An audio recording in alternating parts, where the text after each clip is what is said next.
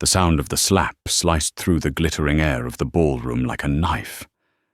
Everyone froze. A champagne glass shattered into hundreds of crystal shards that caught the chandelier's light.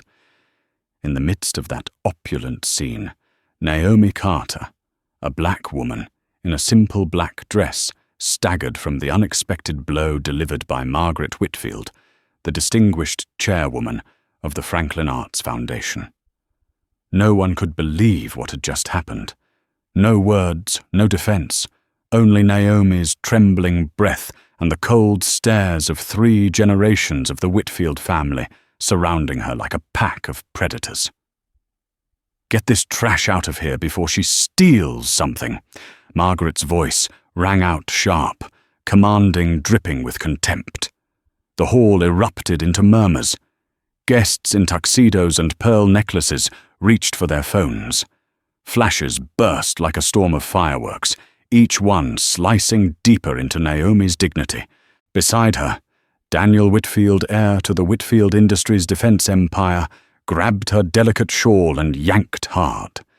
Naomi stumbled, falling into the dessert table, sending chocolate and mousse splattering across her black fabric.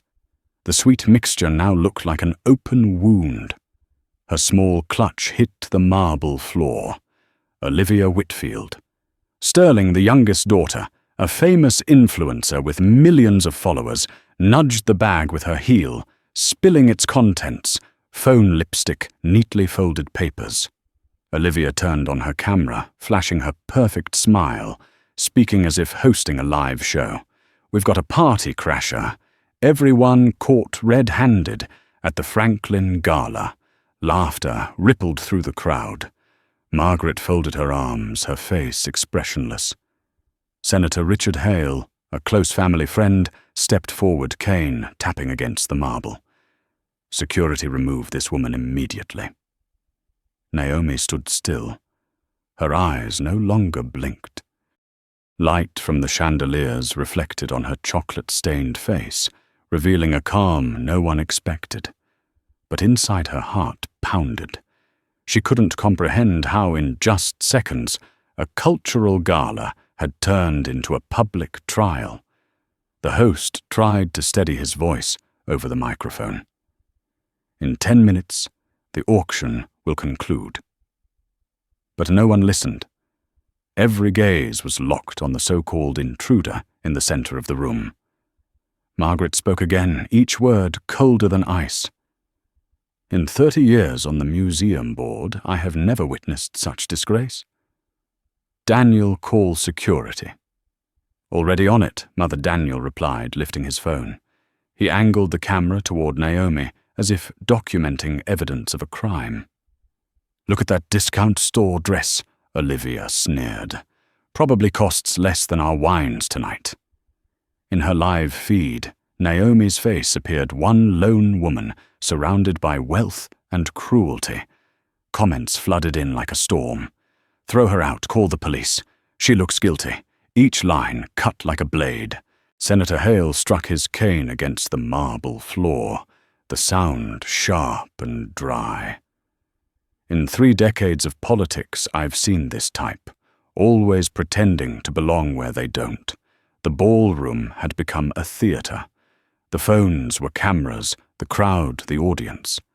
They didn't see Naomi's swollen cheek or her trembling hand. They only saw a story to gossip about."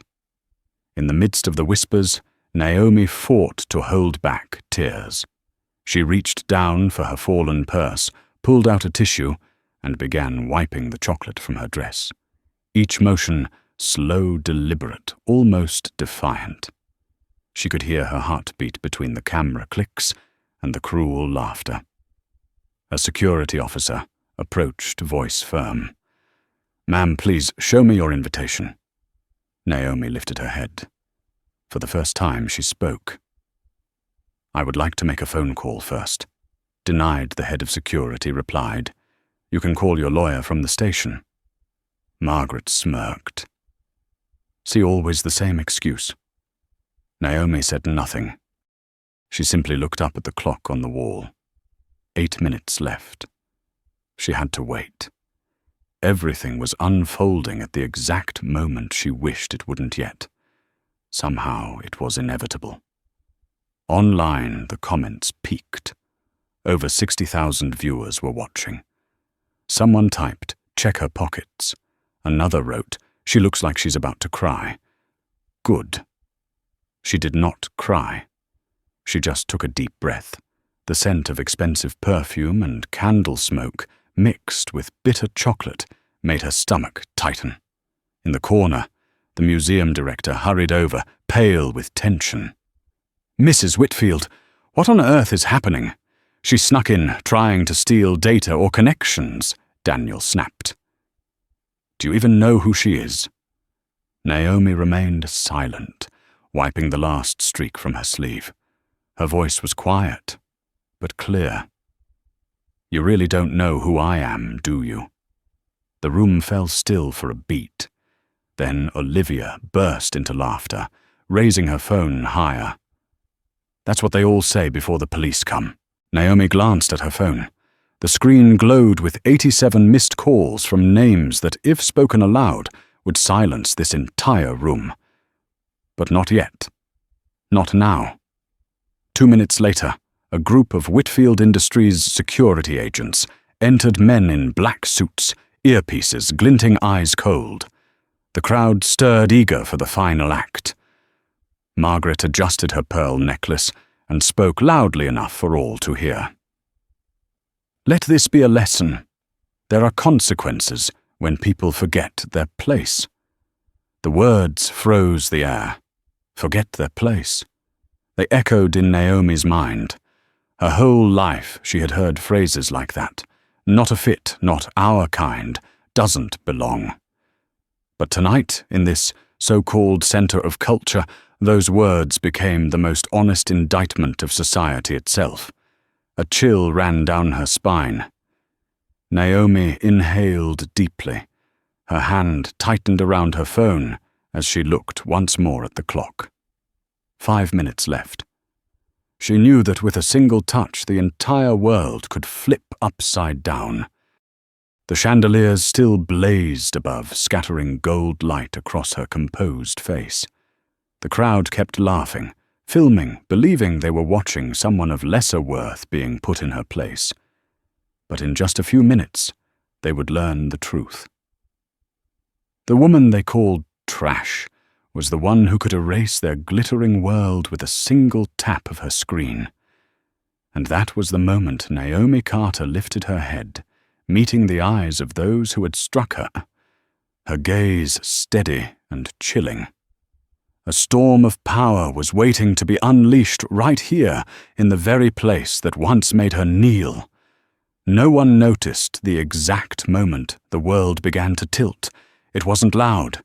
It was simply Naomi Carter lifting her phone as lightly as a bird's wing and turning the screen toward the head of security. The man, a former police officer who had faced every kind of criminal imaginable, froze. His eyes widened, his breath caught. He looked again, closer this time, then managed to whisper in a hoarse voice, "Sir, we have a problem." Margaret Whitfield frowned. What problem? Just arrest her. But the head of security took one step back, then another. His hands trembled. The color drained from his neck until only pale white remained. Naomi stayed silent. One small movement, she turned the phone toward the crowd. The blue glow from the screen illuminated her face, a cold halo in the glittering hall. On it was displayed Forbes Naomi Carter, net worth $3.2 billion, CEO of Horizon Systems Defense. Below it, messages from the United States Secretary of Defense flashed in real time. Naomi, the Department of Defense, needs your decision on the $1.8 billion contract before midnight. The situation in Asia is escalating. We await your response. The room fell into a silence so deep that even the sound of heartbeats could be heard. The phones once raised to record slowly lowered. Margaret's mouth hung open, speechless. Daniel, the man who just minutes ago embodied the power of the Whitfield dynasty, dropped his phone onto the marble floor. The shattering sound echoed like thunder. Olivia, the influencer who had laughed the loudest, still held her camera. Her live stream exploded, 120,000 people watching, then 150,000. The comments poured in like a storm. Wait, she's a billionaire. Oh my God, they just slapped the CEO of Horizon Defense. This is the biggest twist I've ever seen. Global media feeds shifted focus. Online audiences went wild. The entire world was now witnessing a power reversal live. The Franklin Museum director, who moments ago was ready to call the police, turned pale. Ms. Carter, we had no idea. Naomi cut him off. Her voice calm, unraised, yet commanding complete silence. I tried to say I had a reason to be here. But perhaps some people are too used to giving orders to remember how to listen. Her gaze passed over Margaret, then settled on Daniel. There was no anger, only the icy composure of someone who had already seen the world's true face. Margaret collapsed into her chair, clutching the table's edge. From queen of society, she had become a lost soul in her own palace. Impossible she dressed like that. Naomi looked at her, a faint smile cutting like a blade. I don't need diamonds to prove my worth. But clearly you do, the crowd whispered. Some guests began deleting their videos, terrified of being linked to a public humiliation. Others stepped forward, feigning sympathy, mumbling about misunderstandings. But Naomi's eyes made them retreat. Then her phone lit up again. A stream of notifications appeared, 23 missed calls from Daniel Whitfield Jr., 15 from Goldman Sachs, 4 from the White House, 2 from the NATO Defense Council. Naomi tilted her head slightly toward Daniel, her tone soft as breath, but each word heavy as lead. Your board of directors is trying to reach me. It seems they care more than you think. Daniel swallowed hard. Sweat ran down his temple. The man who once thought himself the center of the world now looked like an employee awaiting his sentence. Carter Senator Hale spoke, his voice trembling, but still clinging to a shred of authority. Surely you understand this was an unfortunate misunderstanding. Only Naomi interrupted. Only she placed her small clutch on the table and opened it. Inside lay a black leather folder organized with colored tabs like a map of war. She pulled out several pages, her voice, steady void of anger, filled only with cold precision. Mrs. Margaret Whitfield, celebrated saint of philanthropy. But for the past 5 years, $200 million of your Whitfield Foundation funding came from an anonymous donor, the Carter Foundation. If I withdraw today, your charity collapses within 6 months. Margaret's lips trembled. No, that can't be. Naomi continued, her tone still calm, methodical. 3 hospitals will lose funding. 12 scholarships will end. And your husband's name will be tied to allegations of charitable fraud. A legacy reduced to ashes. Gasps spread through the crowd. Olivia's hand shook as her live stream climbed to 180,000 viewers. Comments exploded. She owns them all. This woman is a legend. Naomi turned her gaze to Daniel. Whitfield Industries. Last year's revenue, $2.1 billion. 847 million of that came from defense contracts with Horizon Systems. Signed 18 months ago, and only I have authority to renew it. Page 47, Ethics Clause. The contract may be terminated immediately if the public conduct of executives or family members damages reputation. She lifted her eyes, meeting Daniel's with a look sharp as steel. You just violated that clause. Your company will lose nearly half its revenue. 15,000 people will lose their jobs, and your stock will crash before you even walk out of this room." Daniel staggered back, his lips drained of color. He wanted to speak an apology, an excuse, anything, but no words came. Olivia tried to smile weakly. "Naomi, I can delete the video." Naomi cut her off gently. "Olivia Sterling, I know every brand deal you've ever signed.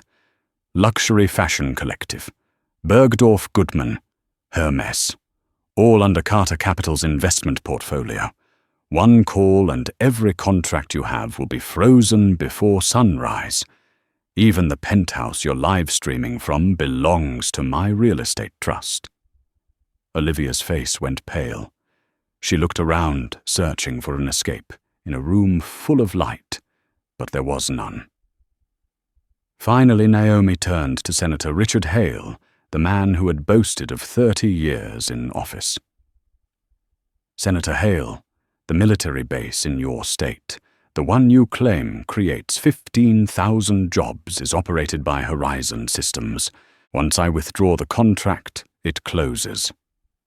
I also have another document, a record of $12 million in campaign donations from Defense Industries United PAC, the political group I founded, and the letter I personally signed endorsing your appointment to the Defense Budget Committee." Hale stood frozen. The silver cane in his hand trembled violently. "If I file an ethics complaint for discrimination, your clearance for classified documents will be revoked. Your political career ends, and your name will be remembered not for your laws, but for your disgrace." No one spoke another word. In the grand hall that had once been the stage of power, Naomi Carter stood at its center. Posture, straight gaze, unshaken. Margaret was trembling, Daniel hung his head, Olivia wept, and Senator Hale clutched his cane as if witnessing the end of days. Naomi closed the folder softly. The sound of leather meeting leather echoed like a gavel. "The four of you," she said, her tone even and cold, "each have one choice, comply or collapse." The chandelier light shimmered above, casting a silver glow across her calm face. A woman once slapped in front of a crowd, now stood as the judge.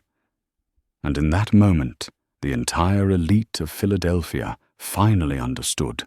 True power never needs to shout. It only needs someone patient enough to wait for the right second.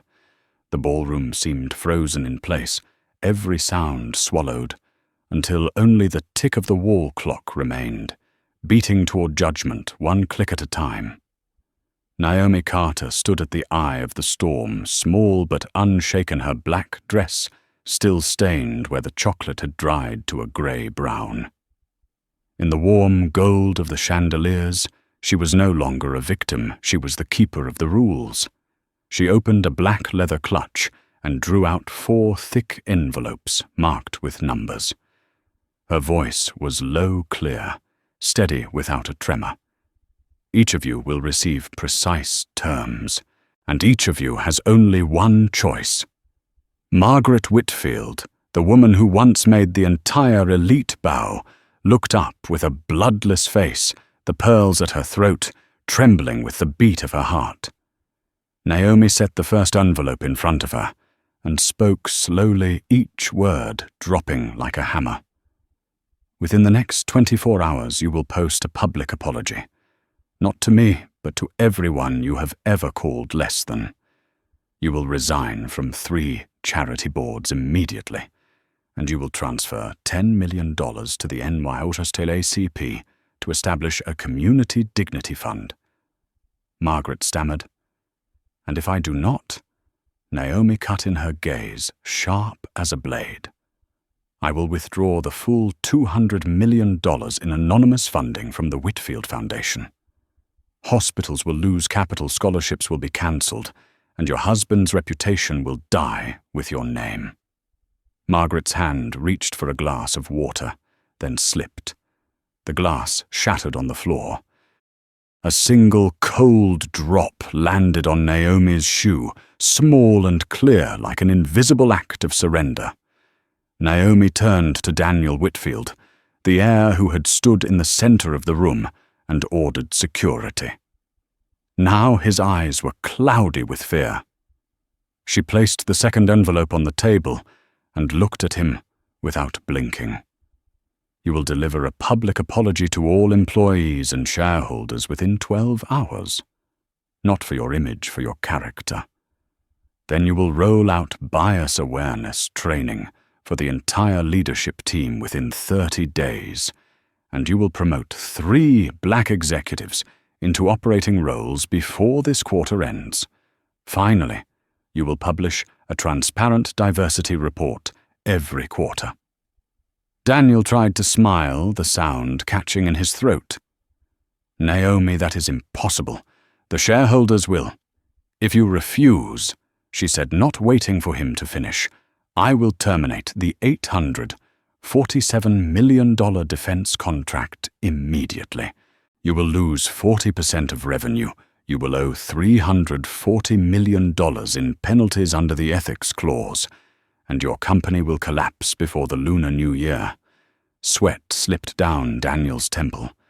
He looked around like a drowning man searching for something to hold, but there was no one.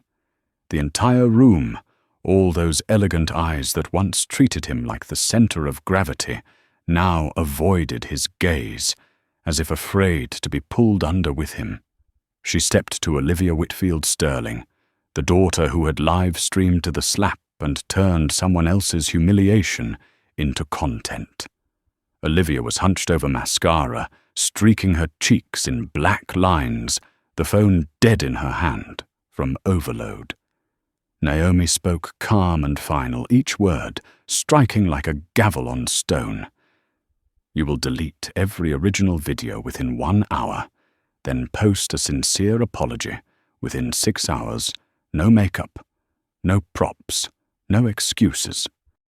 For 1 year, you will use your platform only to promote black-owned businesses, and you will donate 100% of your influencer income to the Minority Entrepreneurs Fund.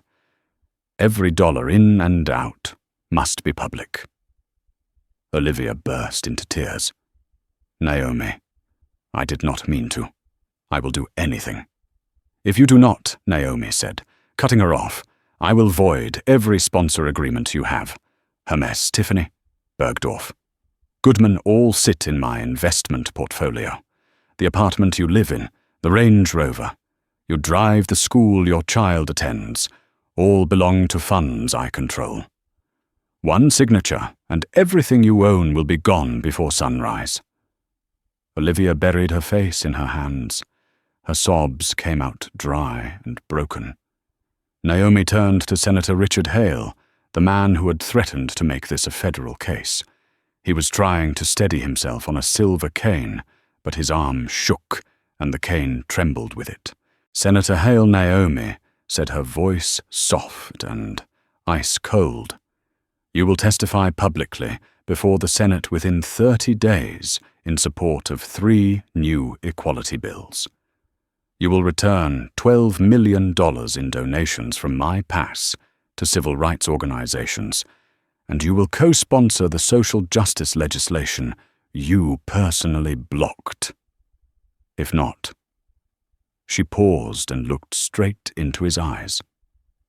I will send the recording from tonight, the one where you called me a creature, to the Senate Ethics Committee, and the military base in your state will lose its contract, putting 15,000 people out of work. Hale's mouth opened, but no sound followed. His hands gripped the cane until the veins rose blue. He understood that 1 word from her could erase 3 decades of his career overnight. Naomi closed the leather case. The click of the metal lock sounded as final as a verdict. The 4 of you have 60 seconds to choose, compliance or collapse. No one laughed. No one objected. The entire room held its breath. Margaret was the first to break. Her voice shattered like glass. I accept. I will do everything you say. Daniel nodded, a heartbeat, later pure survival reflex.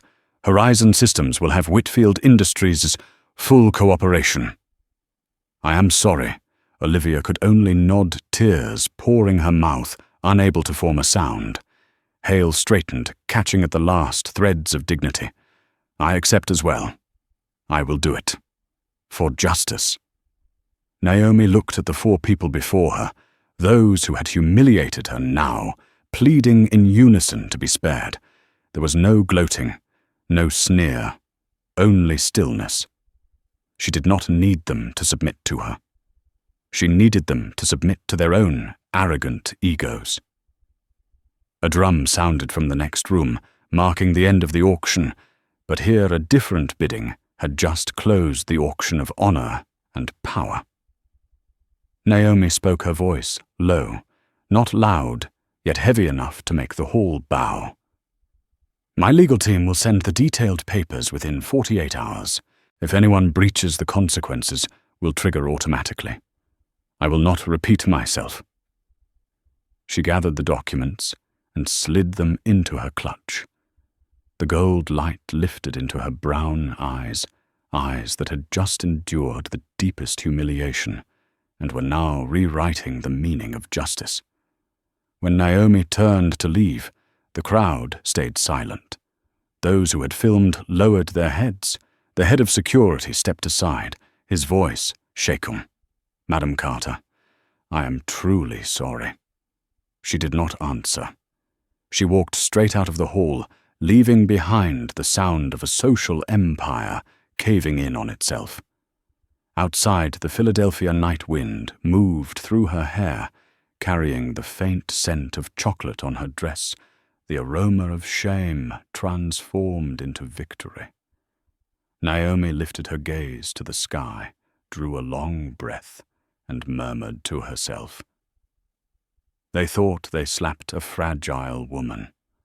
What they did was wake a system they can never control. From inside came Margaret's sobs, Daniel's frantic calls, Olivia's hysterics, Hale's long sigh like an old man who has lost his throne. And Naomi kept walking, slow steady, with the light that lives only in those who have walked through hell and still chosen to rise. That night a new chapter of power began, not with gunfire, not with politics, but with a woman who stood up in her humiliation and made the world kneel to dignity. The news exploded within hours. The slap at the Franklin Gala became the headline of every morning broadcast. Notifications flashed across phone screens. Black billionaire humiliated. At charity gala. Outcome leaves the elite in shock. Naomi Carter from a woman slapped in public to the one who rewrote the rules of power. The $1.8 billion reversal. Every article, every report mentioned the same moment Naomi didn't strike back. She simply stood there silent and composed, then brought the entire Whitfield empire to its knees with a single touch on her phone. In her glass apartment on the 60th floor, morning light streamed through the curtains.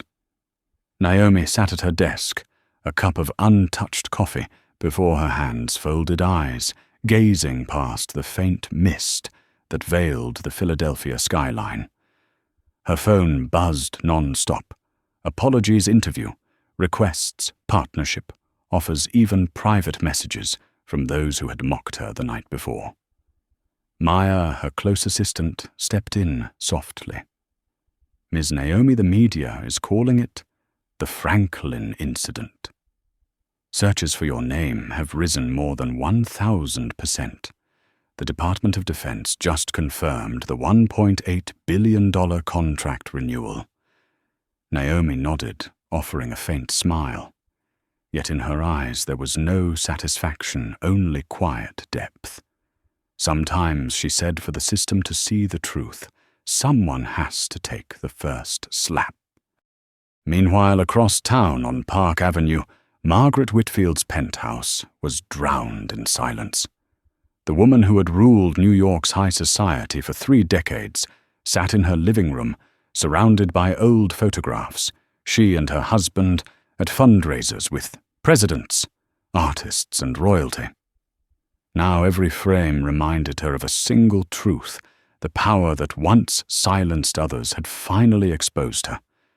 The press labeled her the face of decayed privilege. The museum board suspended her position the next morning.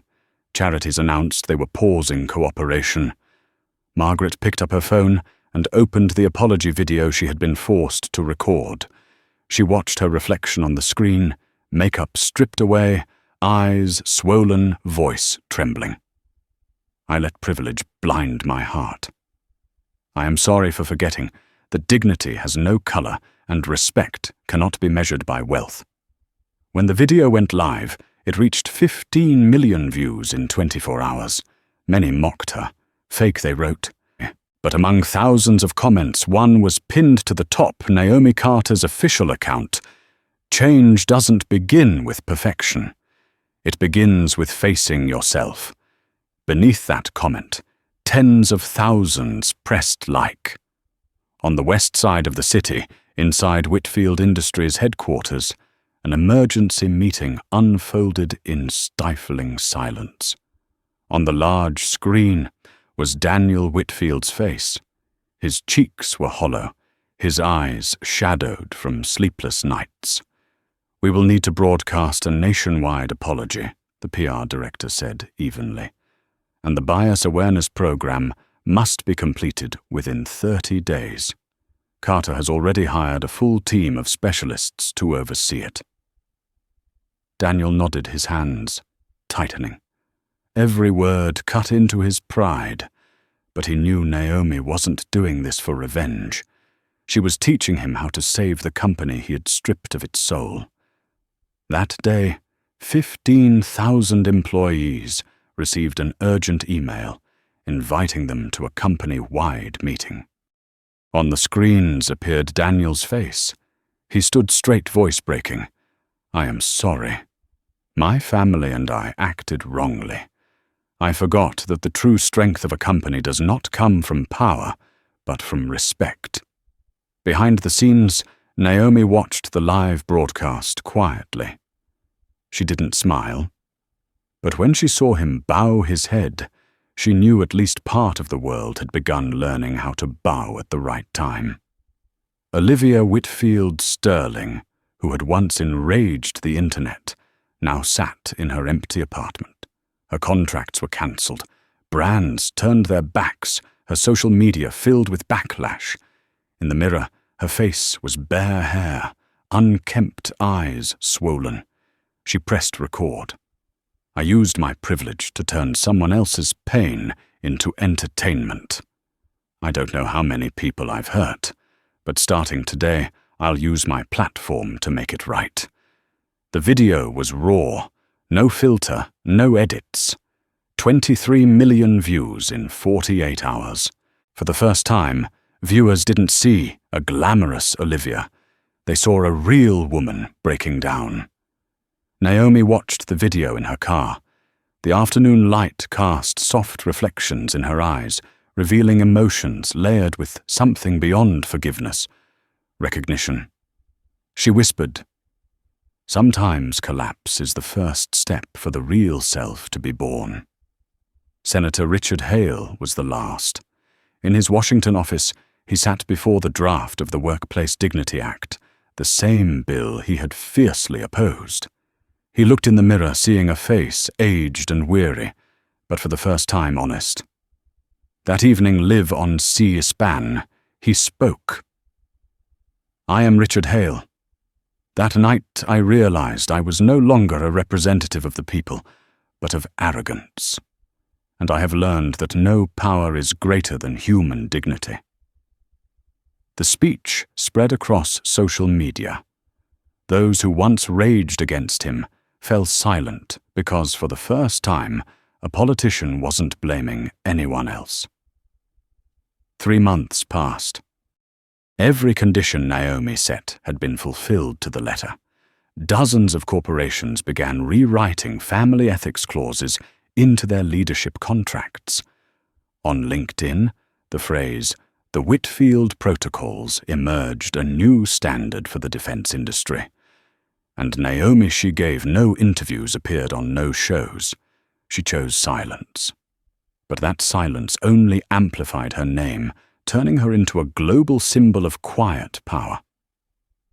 One night as the city slept, Naomi sat in her office, bathed in warm lamplight.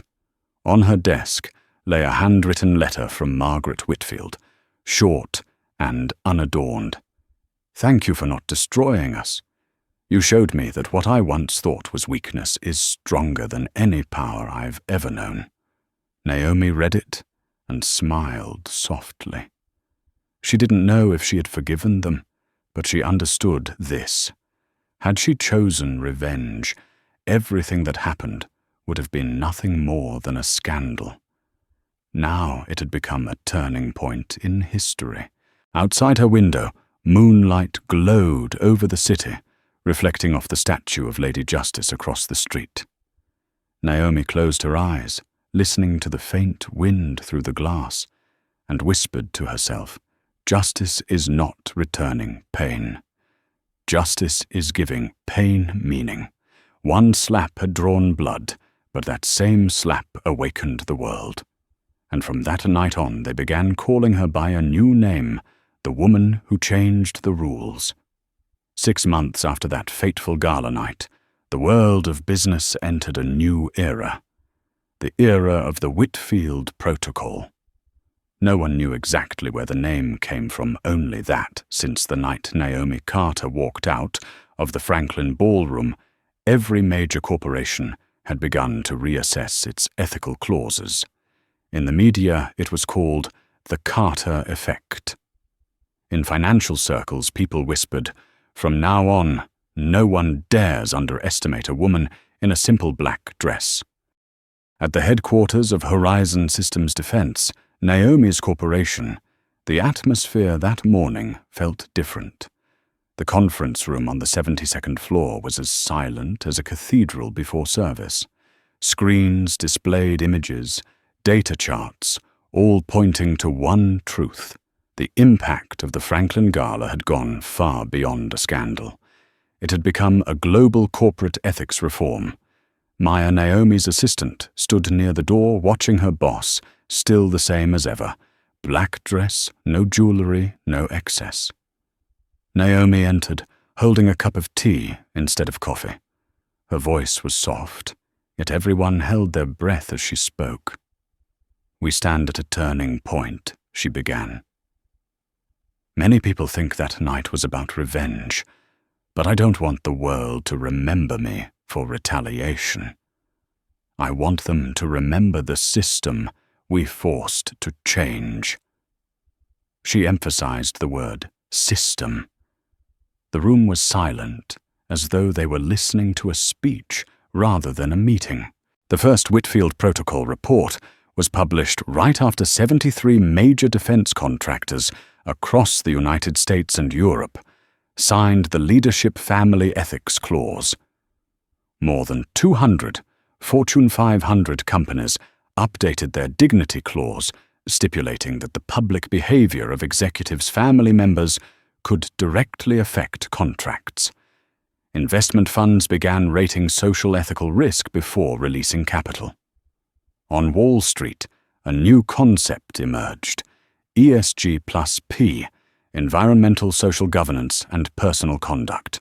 A bank director said on CNBC, "In a single night, Naomi Carter turned personal ethics into a marketable asset."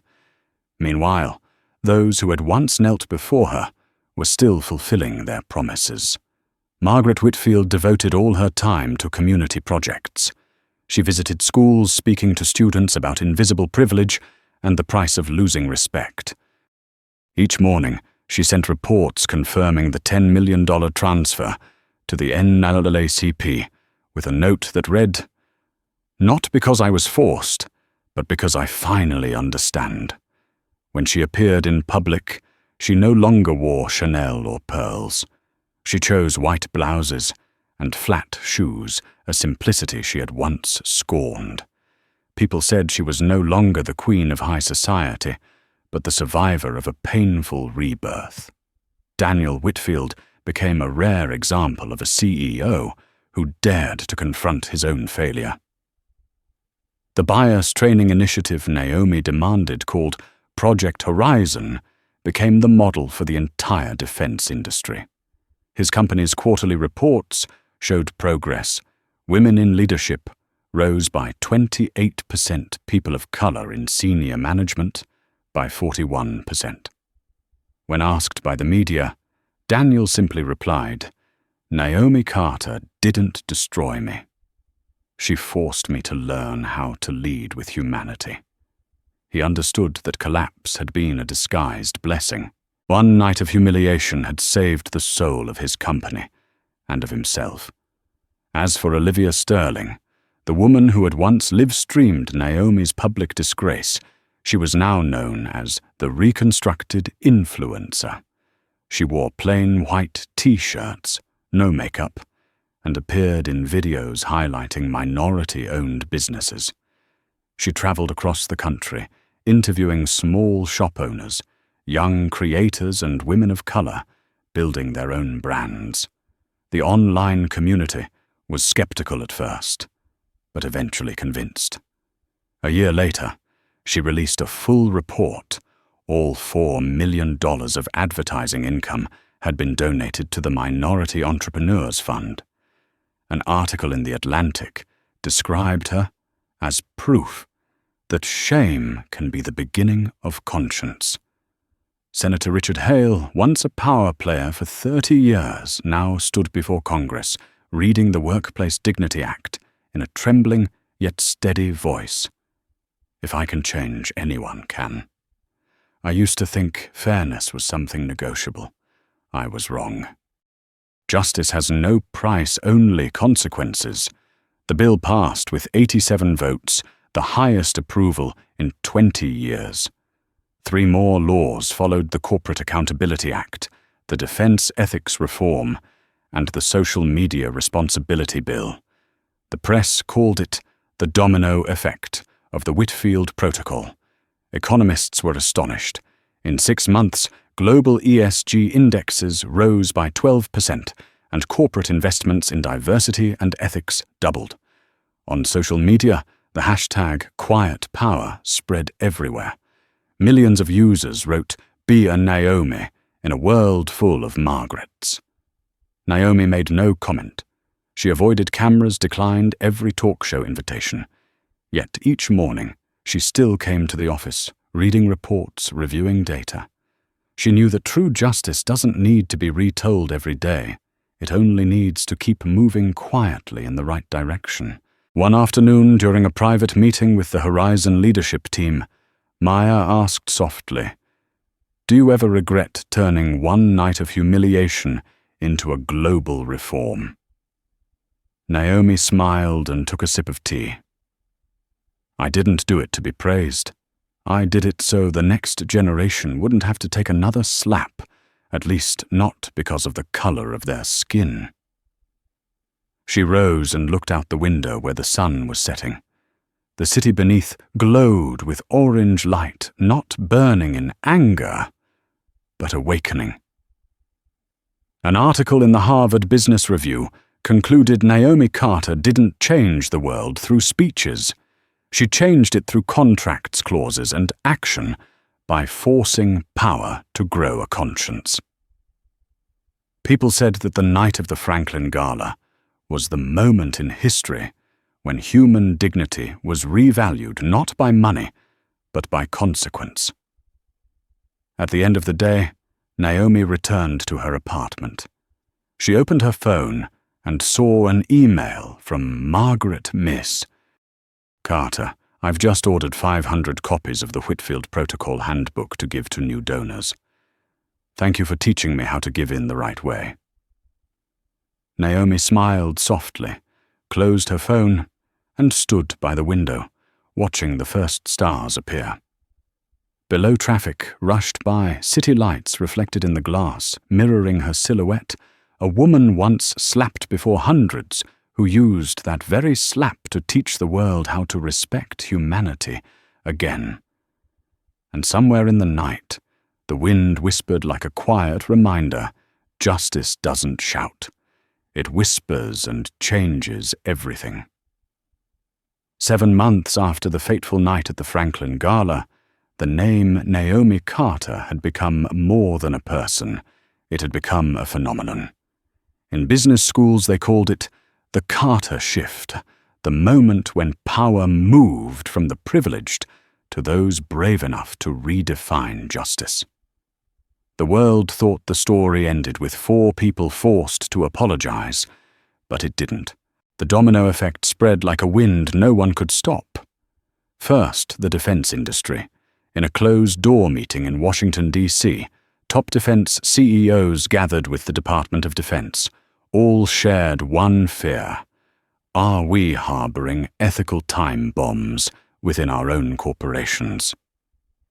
On the presentation screen, Horizon Systems Defense stood at the top of the list of companies certified under Whitfield Protocol compliance. Naomi Carter wasn't in the room, but her report was read aloud with a reverence bordering on sacred. One line was highlighted: ethics cannot be separated from business. A strong system does not rely solely on profit, but on dignity. After that meeting, 73 defense corporations signed the same pledge. The Whitfield Protocol became an unspoken law. Every action by a leader's family members would carry legal accountability. Every defense contract worth more than $500 million must include a dignity clause. Every CEO was required to complete the Ethical Power Program, a training course funded by Horizon Systems itself. Naomi Carter, once labeled as someone who didn't belong there, was now reshaping the entire American defense industry with a moral document. Second, the world of finance. Wall Street learned how to feel shame. On the NASDAQ trading floor, something extraordinary began happening. Companies caught in discrimination. Scandals started losing value faster than any other index. Investors called it the Carter effect. Funds began tagging corporations with a social risk label if they had histories of bias. When the CEO of a major bank was recorded calling a black employee a quota hire, the stock price fell 11% in a single day. At the press conference, a journalist asked, "Are you afraid of becoming the next victim of Naomi Carter?" The man lowered his head and replied quietly, "I'm not afraid of her. I'm afraid of what she represents." Third, on social media, a new generation began to rise. The hashtag #QuietPower went viral. Millions of videos retold Naomi's story as a symbol of the strength that comes from purposeful silence. University students used the Franklin Gala as a case study in philosophy classes. Young influencers started the Carter Challenge: share the moment you chose dignity over outrage. Naomi's words became a quote shared worldwide. Justice doesn't need to shout. It only needs the right timing. Olivia Whitfield, now back online, was the first to repost it, with the caption, "I once shouted so loud, and no one listened." Naomi spoke one sentence, and the world went silent. Fourth, in political corridors, the impact reached Congress. 3 bills proposed by Senator Richard Hale passed consecutively. The Workplace Dignity Act required federal contractors to disclose labor equality metrics. The Defense Ethics Reform Act mandated regular moral audits for defense suppliers. The Social Media Responsibility Bill penalized platforms that failed to control the spread of discriminatory content.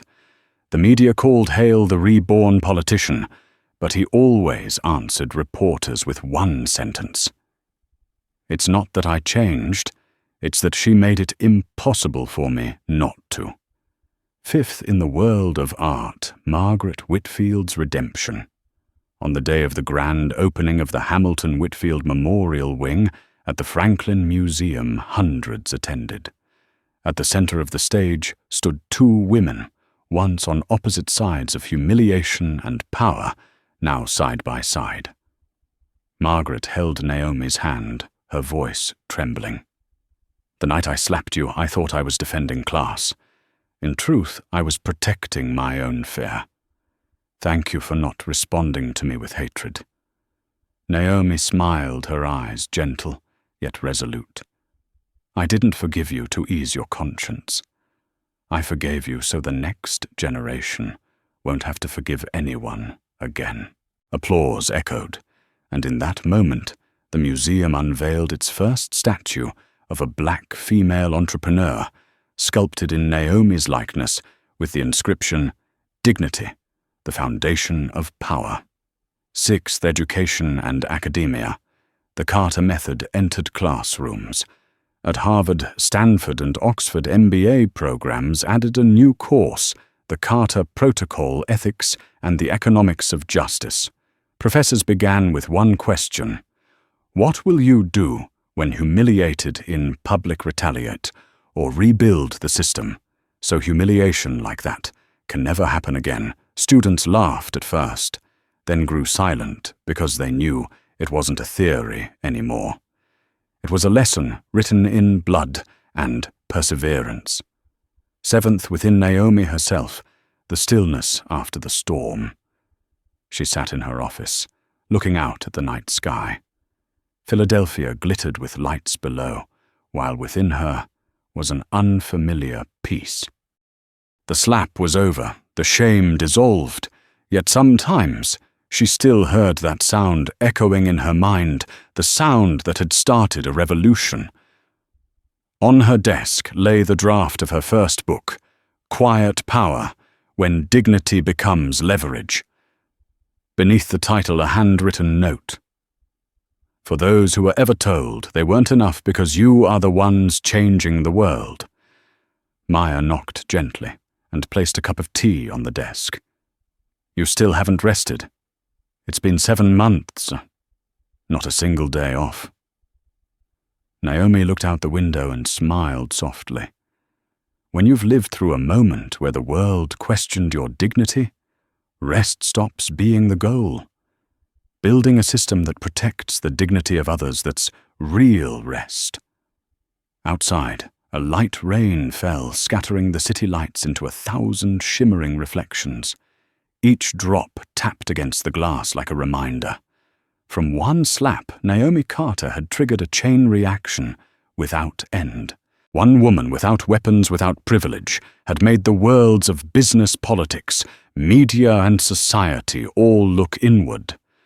And somewhere in the whisper of the night rain, her story still echoed like a breath of wind. Silence doesn't mean weakness. Sometimes it's how power chooses to change the world. 2 years after the night of the Franklin Gala, the world was no longer the same. There was no noise, no revolution, but the change ran deep, quiet, and steady, like an underground current. The name Naomi Carter no longer appeared in tabloids, but in textbooks, university curricula, and parliamentary discussions. Her story was now taught in ethics and leadership courses at Harvard, in soft power strategy classes at Stanford, and in systemic change management programs at Oxford. People called it by many names: the Carter Effect, the Whitfield Protocol, or simply the Naomi Method. But to her, it was just one thing: the power of silence at the right moment. On a winter morning in Davos, snow fell like silver dust. Inside the World Economic Forum hall, 2,000 leaders, scholars, and policymakers fell completely silent as Naomi stepped onto the stage. She was the same woman as 2 years ago, dressed in a simple black dress, no jewelry, her eyes calm as still water. Her voice carried through the hall, low and steady without need for amplification. True power doesn't announce itself. It builds systems that outlast the moment. Behind her, the screen displayed the words, "The Carter Protocol Economics of Dignity." People took notes. Some looked up, eyes glistening, realizing they were witnessing something rare, a moment when ethics was no longer just rhetoric, but a measurable operational and sustainable model. Naomi paused for a few seconds, then spoke softly, as if leaving a message behind. When one person is humiliated, the entire system is tested, and if we choose silence, we become part of that violence. The entire audience rose to their feet. No cheering, only waves of applause like the ocean striking cliffs. As the speech ended, Naomi stepped down and met the gaze of Margaret Whitfield, waiting in the front row. The woman who once slapped her now leaned on a cane, hair silver, her smile serene. Margaret took Naomi's hand and whispered, "Thank you for not killing me with hatred." Naomi held her hand gently and replied, "No one changes through fear, only by seeing themselves in another's mirror." Two women once on opposite sides of power and pain had become living proof of redemption. That same year, Daniel Whitfield stepped down as CEO and became a strategic advisor for the government's Inclusive Leadership Initiative. He married Dr. Patricia Williams, the black engineer Naomi had once promoted to Director of Innovation. They were called the symbolic couple of the new leadership generation. Olivia Sterling, after donating an entire year's income to the Minority Entrepreneurs Fund, became a leading voice of the ethical influence movement. No longer filming videos flaunting luxury, she now told stories about small entrepreneurs, artisans, and the overlooked. In an interview, Olivia said, "Back then, I thought I had everything. But when it was all taken away, I learned that real power is the ability to make the world better, not to make others bow." And Senator Richard Hale. He was re-elected with the highest approval rating of his career, praised as the first architect of fairness legislation in the post-discrimination era. On his desk sat a framed photo of himself, with Naomi captioned, "To the man who learned that apology is a form of courage." As for Naomi, after everything she chose a quiet path. She declined offers to join the government, withdrew from the media, and dedicated all profits from her Horizon Systems shares to create the Carter Foundation for Dignity and Equity, a non-profit supporting minority businesses and ethical leadership education. In her sunlit office, she wrote the final lines of her book, Quiet Power. "I was humiliated under bright lights, and they thought I would break. But I learned that sometimes the moment we are pushed to our lowest is where we discover our strongest self. Power does not live in shouting, but in the choice not to. Because silence, when it arrives at the right moment, is the loudest sound of all." That night, as she put her pen down, a soft breeze slipped through the window, carrying the whisper of rain like a memory. Naomi rose and looked out over the sleeping city. Down below, the lights shimmered on wet streets like stars fallen to earth. She closed her eyes and murmured to herself, "Justice doesn't end in a courtroom. It ends in the hearts that learn how to respect one another again." Outside dawn was breaking, not blinding, but warm, just like her. The woman who had once been slapped before a crowd had become the one who redefined the meaning of power. And from that moment on, the world was never silent in the same way again. 3 years had passed since the night of the Franklin Gala. The world was no longer the same one where Naomi Carter had once been humiliated beneath crystal lights. Yet her legacy endured quietly, steadily, like underground streams nourishing a new generation. They called it the Dignity Generation, a generation that believed justice didn't lie in confrontation, but in how they redefined power itself. At a high school in Chicago, a group of students was giving a presentation on the Carter Protocol. A young African-American girl stood before the class, her voice trembling yet full of pride. Naomi Carter didn't seek revenge. She rebuilt the system, And because of her, we now have scholarships in her name to study ethical leadership. At the back of the classroom, the teacher smiled. On the wall hung a large poster that read, "Quiet power is the loudest change." At the new headquarters of the Carter Foundation, a glass tower in the heart of Washington, D.C., Naomi reviewed the quarterly report. On the screen, the numbers shimmered like proof that integrity could indeed generate profit. 2,300 minority-owned businesses had received funding from the Dignity Capital Fund. 540 Whitfield Redemption Scholarships had been awarded to underprivileged students, regardless of race.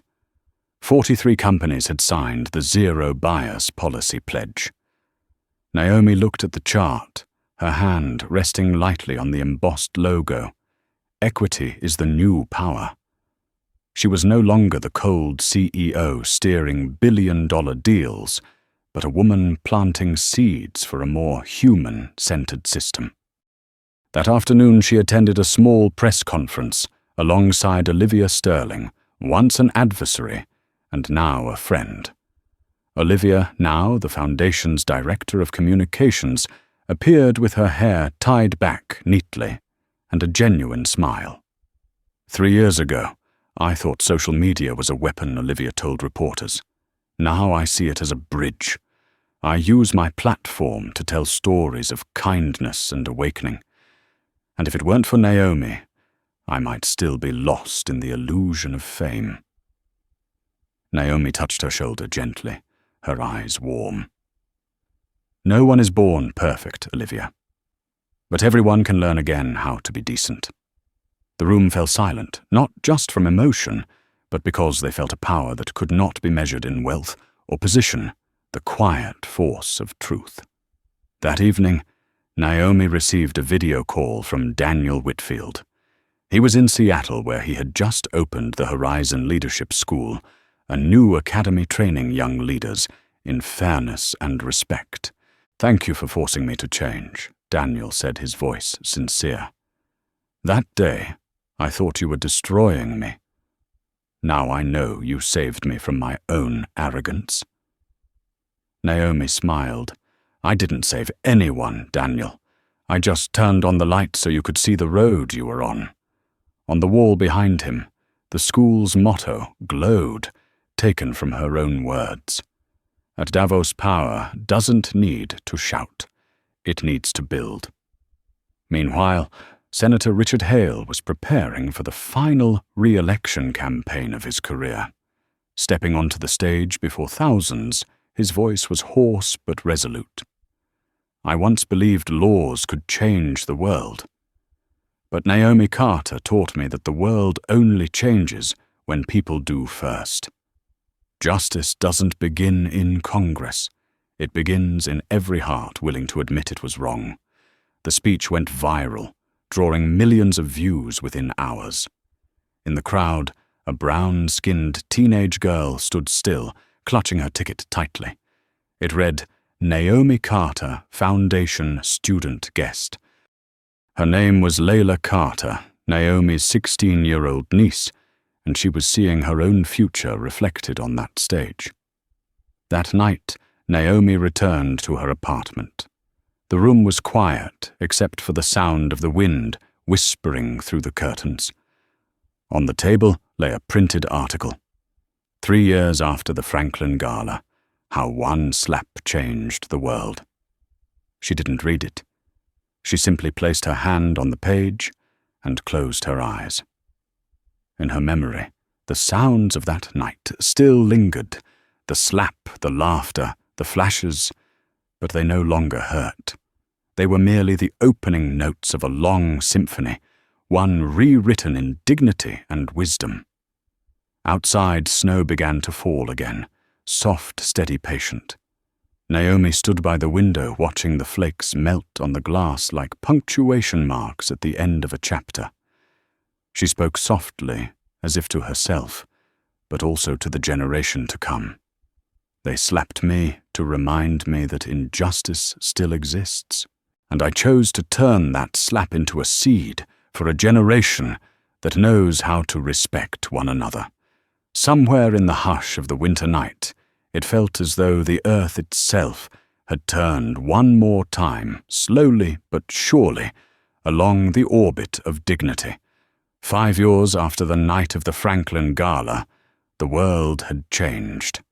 There were new laws, new standards, and even a new language to speak about justice. People no longer asked who was right and who was wrong, or they asked who managed to keep their dignity in that moment. In global conferences, the name Naomi Carter was spoken as the embodiment of quiet power. From Washington to Johannesburg, from Tokyo to London, the Carter Protocol had become a compass for modern governance. Companies were now judged not only by profit, but by how they treated people. Leaders were measured not by their authority, but by how they used it to lift others higher. In New York, during a live talk show, the host asked a group of university students, "If you could meet Naomi Carter, what would you say?" A young Latino student stood up, voice steady and proud. "I would say thank you, because she taught my generation that silence isn't weakness. It's the choice of someone who knows their worth." The audience applauded. Backstage, Naomi was watching on a monitor. She didn't step onto the stage. She simply smiled her eyes, reflecting the future she had quietly planted. In Washington, the Carter Foundation was celebrating its 5th anniversary. In the grand hall engraved on the central wall were the words, "Power doesn't need to humiliate to prove it exists." Former employees, fellows, and leaders who had participated in the Leadership with Dignity program took turns speaking. They came from different countries and backgrounds, yet shared one belief: dignity is the only asset that can never be lost. When the lights dimmed, Naomi stepped onto the stage. Her voice was soft as breath, yet carried across the room. 5 years ago, I was slapped in front of hundreds of people. But that moment taught me that silence, when grounded in conviction, can echo longer than any insult. And today, seeing all of you, I know that slap was not in vain. The crowd rose to its feet, standing in silence for a few seconds before the applause began. No fireworks, no flashing lights, just a single shared feeling: respect. After the ceremony, Naomi sat alone in her office. Beyond the glass, the city glowed in the night like a river of light. On her desk lay a small card from a 14-year-old girl in Ghana, a recent recipient of the Carter Foundation scholarship. The handwriting was uneven, the message simple: "I don't know who you are, but I want to grow up to be like you, strong but kind." Naomi smiled. She folded the letter and placed it beside her still warm cup of tea. The slap from years ago had finally completed its journey from a personal wound to a global awakening. Outside, the night wind swept through the city. The world was asleep, yet still learning, day by day, person by person, how to hold on to dignity even when no one is watching. And Naomi Carter, the woman who once stood silently before a mocking crowd, had become the living proof of the simplest truth. Real power doesn't belong to those who shout the loudest, but to those calm enough to know they don't need to. 10 years had passed since the night of the Franklin Gala. The world had weathered countless crises, political upheavals and economic shifts. Yet it still remembered that single evening, the night when a slap that once seemed personal became the turning point of modern moral history. In the archives of the United Nations, among thousands of documents, there was one titled "The Carter Doctrine, Human Dignity as Global Policy." More than 120 nations had signed this treaty, transforming what was once a set of corporate ethics clauses into an international standard for fairness and respect. Naomi Carter, now nearly 50, no longer ran Horizon Systems. She lived in a small house by the coast of Maine, where every morning began with the sound of waves and the scent of salt in the air. On her desk sat her familiar cup of mint tea, an old ink pen, and a stack of reports from the Carter Foundation. Each year she appeared in public only once, at the graduation ceremony of the Leadership with Dignity Academy. This year, her niece, Layla Carter, was the valedictorian, the same girl who had once sat in the back row during Senator Hale's speech, now stood on stage, her voice clear and confident. Aunt Naomi taught me that justice isn't about reclaiming what was lost, but about creating something that prevents others from losing the same. And I believe the world doesn't change through outrage, but through the quiet persistence of those who know they are doing what's right. Naomi sat in the front row, eyes glistening. Morning light streamed through the glass ceiling, illuminating the silver in her hair and softening her calm face. After the ceremony, Layla ran to her and hugged her tightly. "Auntie," she said, "everyone keeps asking why you never went into politics, why you never ran for office. Don't you ever think the world still needs you on the front lines?" Naomi smiled, brushing a strand of hair from Layla's face. "Justice isn't only in the halls of government, Layla. It's in how you treat the person who serves your breakfast, in how you listen when someone speaks. If each person keeps their own dignity intact, the world is already fairer." Layla nodded, eyes shimmering with tears. That night, Naomi returned to her seaside home. She sat on her wooden chair, gazing at the dark water, reflecting the moonlight. The waves moved steadily, like the heartbeat of time itself. She thought back to every face from years ago: Margaret with her eyes full of remorse, Daniel with his humble apology, Olivia shedding her first genuine tears, Hale delivering his courageous speech. All of them had changed. They were not perfect, but they had become better. And that, Naomi thought, was the truest victory. She smiled softly, closed her eyes, and listened to the sea as it whispered against the rocks, a sound like confirmation itself. That slap didn't end me. It began a new world. When dawn broke, the sun burst into a cascade of golden light filling the small room. Naomi opened the door, letting the wind sweep in. Out over the horizon, seabirds circled freely, wild, unbound, like the spirit she had released into the world. Standing there, holding her cup of tea, she spoke softly, not to anyone, but to herself, to the years behind her, to the generations ahead. Dignity never goes out of style, and justice, when planted with compassion, will always bloom, even if it begins with a single slap. Outside, the sun rose higher, glowing bright, the dawn of justice. From the perspective of a leadership culture expert, the story of Naomi Carter is not merely the journey of a woman who was humiliated and then rose again. It is proof that in an age where power is often measured by wealth and reputation, dignity remains the most enduring currency of human strength. Naomi did not seek revenge through anger, but through wisdom, perseverance, and compassion, qualities powerful enough to make an entire system bow and relearn the meaning of respect. When she chose silence, the world began to listen. When she chose forgiveness, society learned to change.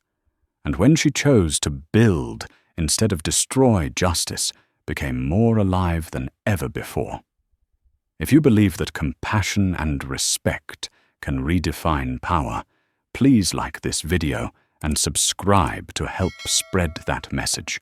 And before you go, leave your comment with the words that embody that belief. Hold your dignity.